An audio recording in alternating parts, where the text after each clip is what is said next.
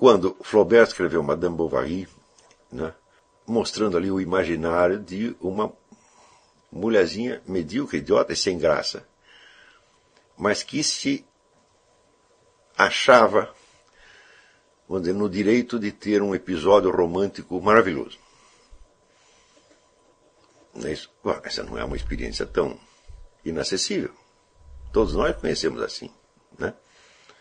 Nós sabemos que as mulheres mais chatas, tediosas e sem graça, tá certo? Imaginam que podem ter acesso a experiências românticas muito interessantes. Não lhes ocorrendo pensar que a personalidade delas é incompatível com isso. Nós já vimos isso. Só que este tipo, ele se incorporou no nosso imaginário através de Madame Bovary. E nós, quando vemos pessoas assim, nós sabemos que estamos na presença da mesma. Claro que a pessoa pode ter outros aspectos nos quais ela se distingue de Madame Bovary, mas sob esse aspecto elas são a própria Madame Bovary, né? E assim como essa, digamos, será a experiência do Raskolnikov, né?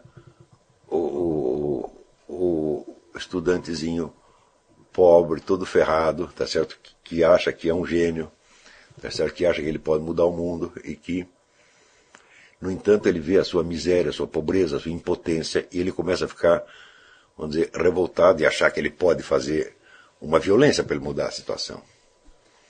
Não é isso? Bom, hoje nós conhecemos esse tipo e nos recordamos dele facilmente porque é o Raskolnikov do Crime e Castigo. E assim por diante. Se há uma literatura rica em torno de você, então você tem uma infinidade de experiências humanas. E depois de você ter absorvido muitas delas, você pode combiná-las para expressar coisas que você viu, mas que não coincide com nenhuma delas. Não é isso? Por exemplo, uma pessoa que você conhece pode participar simultaneamente do drama de Raskolnikov, Madame Bovary. A mesma pessoa que é Madame Bovary sob um lado pode ser o Raskolnikov sob o outro. Não é isso?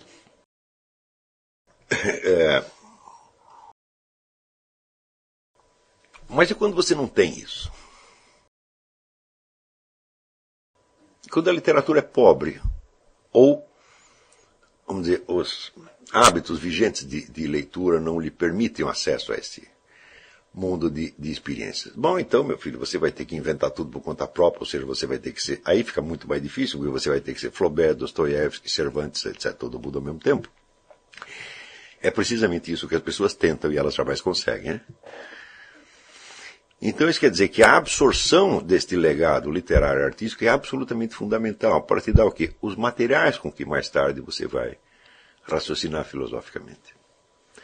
Quanto mais experiência humana previamente elaborada pela cultura você absorver, mais fácil será você trabalhar filosoficamente esses materiais. Trabalhar diretamente da experiência bruta é impossível. E trabalhar diretamente de uma experiência já, vamos dizer, simplificada, até deformada por cultura de massa é impossível.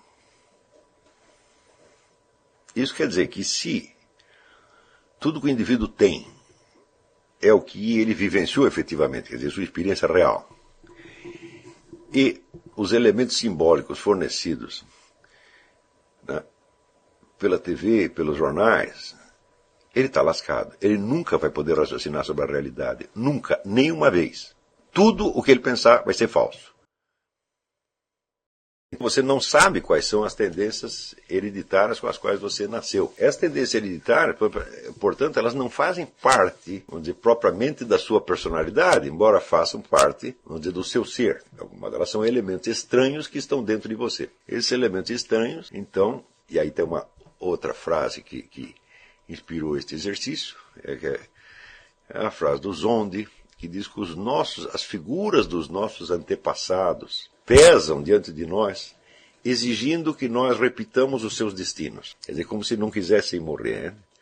Eles querem que a gente viva de novo o mesmo destino que foi deles, por pior que tenha sido esse destino.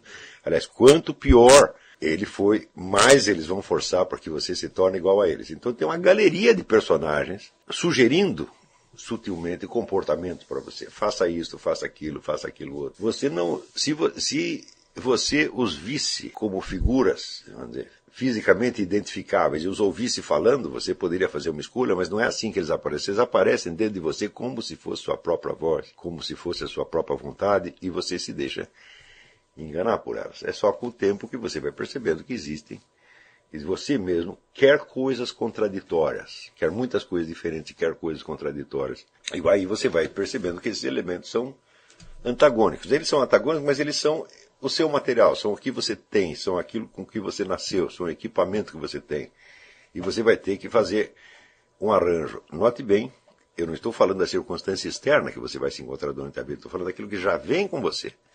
Já vem com você, faz parte é a sua herança, mas não é você. Você é o sujeito que vai ter que se arrumar com esta herança, né, e com os elementos externos para compor a vida que você deseja. Então, o processo civilizatório é marcado pela necessidade que o ser humano tem de controlar o meio ambiente. Eu já mencionei aqui a tese do Wilhelm Worringer no livro O Estilo Gótico, onde ele fala do predomínio do estilo geométrico na arte das tribos mais primitivas e desamparadas, por assim dizer, perante a natureza. Ele explica isso como uma espécie de fuga da complexidade do ambiente natural, complexidade ameaçadora do ambiente natural, para um universo mental mais compreensível e acessível, mais dominável pelo ser humano, que é o universo das figuras geométricas. E você só verá surgir um estilo figurativo, naturalista, muito mais tarde, após a fundação da cidade, quando o ser humano já se sente mais seguro, ele tem uma distância em relação ao ambiente natural. Então esse ambiente natural se torna para ele, vamos dizer, um objeto de interesse estético. Antes não era de interesse estético, era de interesse prático apenas. E do interesse prático urgente devido à situação permanentemente ameaçadora em que o homem se encontra na floresta. Eu me lembro do grande sertanista brasileiro, Orlando Vilas Boas. Ele dizia, esse pessoal aqui na cidade pensa que índio gosta de mato. O índio tem horror de mato. Né? Só vão para o mato os índios mais experientes profissionais. O resto se cerca ali na tábua e não sai dali porque não é idiota.